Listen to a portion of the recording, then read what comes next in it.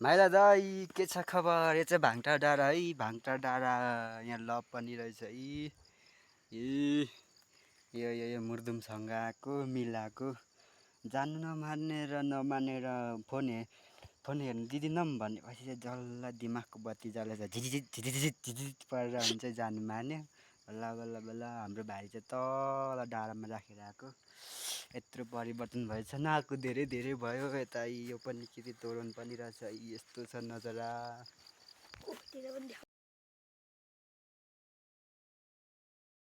Wow wow wow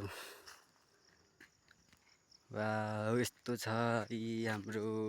कस्तो धुम्मिएर यार, धुम्मिएर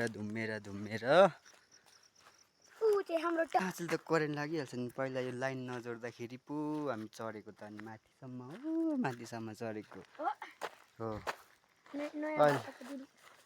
अहिले त करेन्ट लाग्छ देख्नुहोस्। यत्रो सोलरहरू फेरि लाइन आएर यत्रो मासला अनि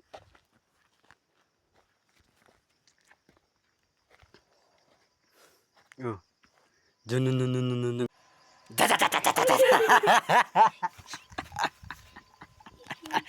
तर्सिस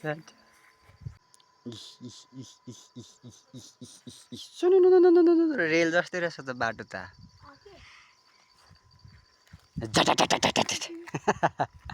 ल म चाहिँ यहाँ पुगिसकेँ। तल देख्यो, तल छ एउटा। म चाहिँ यहाँ छु। भाङटार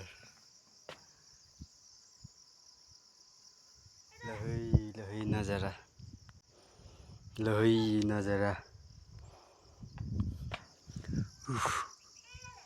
है बस्न एकछिन।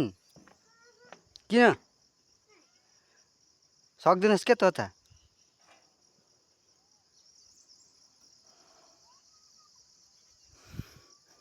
ऊ तल मिल गएर आएको। सररररररररर सररररररर